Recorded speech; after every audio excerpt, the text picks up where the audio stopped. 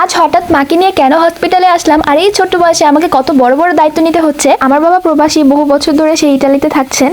বাবা নেই, তাই বাবার দায়িত্বগুলো নিতে শিখেছি।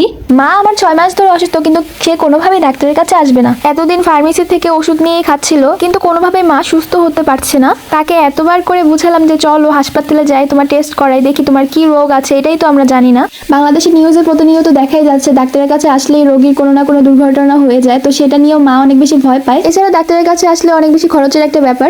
মার বয়স এখন 35+, আর এই বয়সে অনেক ধরনের রোগ দেখা যায়। এজন্য বাবা মাকে বোঝাচ্ছিল যে যাও চেক আপ করে আসো, দেখো কি হয়েছে, কারণ এই বিষয়গুলো অনেক বেশি সিরিয়াস। অবশেষে মাকে নিয়ে হাসপাতালে চলে আসলাম। আসলে এখন বাবা বাংলাদেশে থাকলে অনেক বেশি ভালো হতো। তো আমরা এই যে ডাক্তারের কাছে চলে এসেছি, এই ডাক্তারটা আমাদের অনেক বেশি পরিচিত। গাইস, তোমরা কি জানো আমার মাকে এই ডাক্তার ছোটবেলা থেকে চিনেন? আর একটা ইন্টারেস্টিং বিষয় কি জানো, আমি যখন হয়েছিলাম এই ডাক্তারই মামুনির অপারেশন করিয়েছে, আর শ্যারিশও এই ডাক্তারের হাতেই হয়েছিল।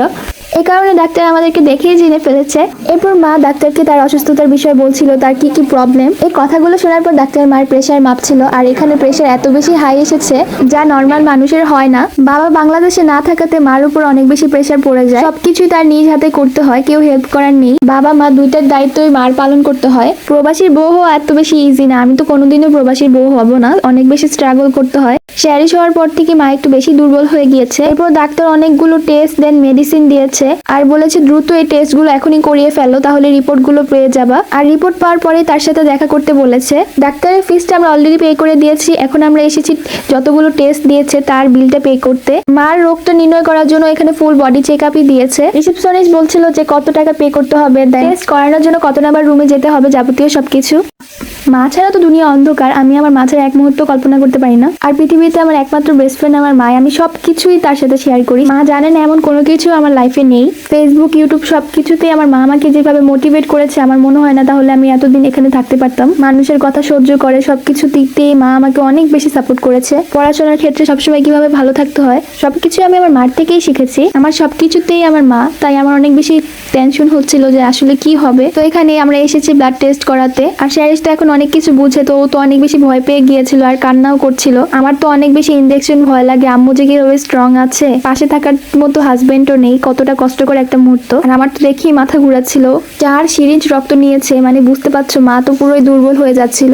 হসপিটালে আসার সময় একটা জুস নিয়ে আসা উচিত ছিল। সুস্থতা আল্লাহ তাআলার অনেক বড় নেয়ামত, নিজে অসুস্থ না হলে বোঝাই যায় না। আমার মা সবসময় স্ট্রং হয়ে থাকার ট্রাই করে, মানে আমাদের সবসময় মেন্টাল সাপোর্ট দেওয়ার মতো স্ট্রং পার্সোনালিটি হচ্ছে মা। কিন্তু এবার তার এই অবস্থা দেখে আমার খুবই খারাপ লাগছিল, কিন্তু কিছুই তো আমি করতে পারছি না। এরপর ডাক্তার আঙ্কেল শ্যারিশকে 2টো ব্যান্ডেজ এমনি দিয়েছে। মার এখন আল্ট্রাসোনোগ্রাম করতে হবে, তো এখানে নাম লেখাচ্ছি। মাকে বলে দিয়েছে আল্ট্রাসোনোগ্রাম করার আগে অনেক বেশি পানি খেতে হবে। শ্যারিশ হওয়ার আগে আমি এখানে এসেছিলাম, আর ফার্স্ট টাইম শ্যারিশের হার্টবিটও শুনতে পেয়েছি। সেদিনটা আমার জন্য অনেক বেশি স্পেশাল ছিল, বাট আজকে এখানে আসার কারণটা ছিল ভিন্ন। তাই এখন আমরা এখানে ওয়েট করতেছি, আর শ্যারিশের একটা জুস ছিল, তো এখান থেকে আমি একটু জুসও খেলাম, আর মা পানি খেয়েই যাচ্ছে। এরপর মা গিয়েছে আল্ট্রাসোনোগ্রাম করতে, আর আমরা 2 বোন ওয়েট করছি, আমাদেরকে ভিতরে ঢুকতে দেয়নি। আল্ট্রাসোনোগ্রাম করার পর মায়ের হাতে 4টা সিরিঞ্জ দেখে তো বুঝে গিয়েছো, এটা ইউরিন টেস্টের জন্য দেওয়া হয়েছে। প্রায় সবকিছুই কমপ্লিট হয়ে গিয়েছে, এখন আমরা বাসায় চলে যাব। আর আমাদেরকে বলা হয়েছে যে একদিন পরেই রিপোর্টটা দিয়ে দিবে।